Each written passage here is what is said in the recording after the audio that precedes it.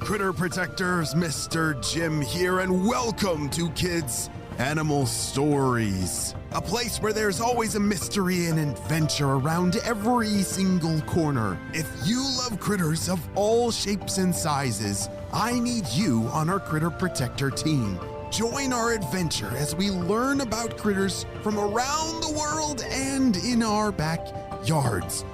Well, my friends, are you ready for today's adventure? Me too, let's go!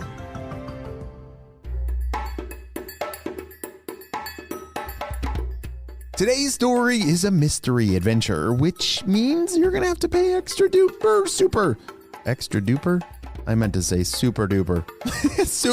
duper close attention to all the clues in our story, because I'm not gonna tell you what critter this story is about.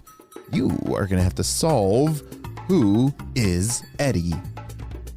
The pond was very warm on this midsummer day, and Eddie was having a hard time sleeping. Ugh, this bright light, the sun is keeping me awake, he grumbled to himself. Eddie was nocturnal, so he was awake and active during the night. He should have been sleeping right now, but the sun was so bright and the pond was so warm. The warmth of the pond wasn't the problem. He could handle lots of temperatures just fine. It was the blaring sun. I just can't handle this spot any longer. I need to find a different place in the pond to try and get some sleep. Slowly, he started to swim a little deeper to get away from that sunlight. Maybe a spot near the bottom will not be so bright today, said Eddie to himself. Eddie swam towards the bottom of the pond, near where the vegetation was. There were a lot of plants at the bottom of his pond, and that's where he liked to eat when he would wake up. Sleeping near them would just save him time to eat his breakfast. It's kind of like sleeping in the grocery store. Eddie found a comfortable spot and tried to get settled on the sandy bottom. Eddie used his whiskers to start smelling around. He wanted to make sure his new spot was safe to sleep in. Wait, what? Whiskers? I don't think cats like to swim in the pond. That's a strange clue about what Eddie is.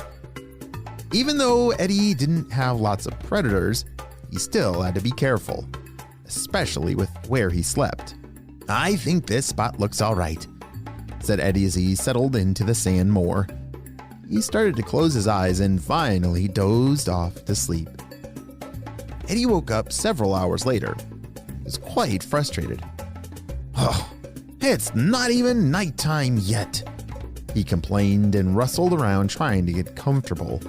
Eddie was having a really hard time, and it seems those rays of sunlight had followed him all the way down, even to the bottom of the pond.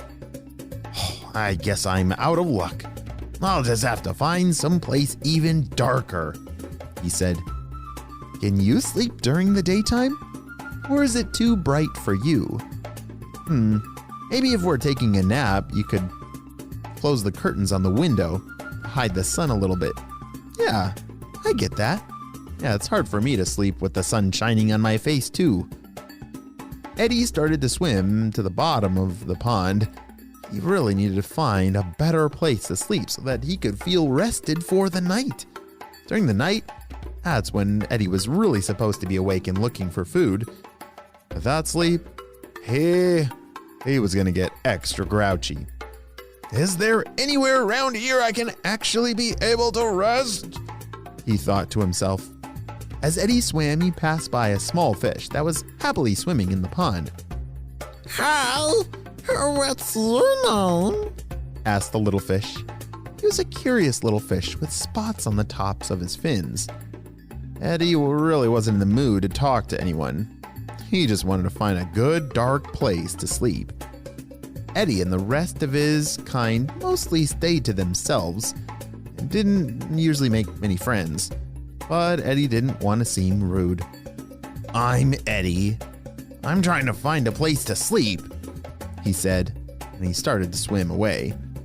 The little fish swam after Eddie quickly. Hey, wait up! He called out. He caught up to Eddie and swam next to him. Phew, wow, Eddie, you're fast. Why are you trying to sleep? It's daytime. I love swimming in daytime but why are you trying to do it? Oh, you must need a nap, said the little fish. Oh, wow, you ask a lot of questions, because I'm nocturnal and I'm only awake during the night, explained Eddie. Then why are you awake now? It's daytime, said the little fish. Have you looked around? 'Cause the sun is too bright, said Eddie. He really just wanted to go to sleep and was starting to get a little bit angry at that small fish. Well, I explore this pond all day when the sun is bright. I bet I can help you find a nice dark spot to sleep. Come on. This little fish was very excited to help a new friend. Eddie really didn't want any help, but at this point, he was desperate. He was very tired and soon it would be nighttime. Oh, and he did not want to be grouchy. Okay, if you can help me find a nice dark spot to sleep, you can come. Oh boy! Oh, by the way, my name's Jimmy. What's your name? It's Eddie. Well then, Jimmy, lead the way to a nice place where I can catch some sleep, said Eddie. Jimmy swam ahead and Eddie followed. As they swam, Eddie realized he had never known just how big this pond was. Maybe it was actually even a lake. It seemed ginormous. Eddie had never swam this far in the pond in his whole life. They passed a whole lot of new sights, and Eddie took them all in. It was like seeing a whole new world in the light. Jimmy led Eddie to a deeper part of the pond. As they swam deeper, the sunlight wasn't so bright. Eddie thought this would be a good spot to sleep until he saw Jimmy lead him straight to a dark opening near the bottom of the rocks. Here we are. It's an underwater cave. It's so dark in there I can't even see. There's no way I'm going in there. It's too scary for me, but it looks perfect for you. Eddie was definitely interested in the cave. He'd never seen one before, and it sure was dark inside. It would be perfect to sleep in, but wait, what was that sound? As Eddie started to swim closer to the entrance, he heard a growl come from inside. The growl was low and sounded very angry. What in the world could be growling at Eddie?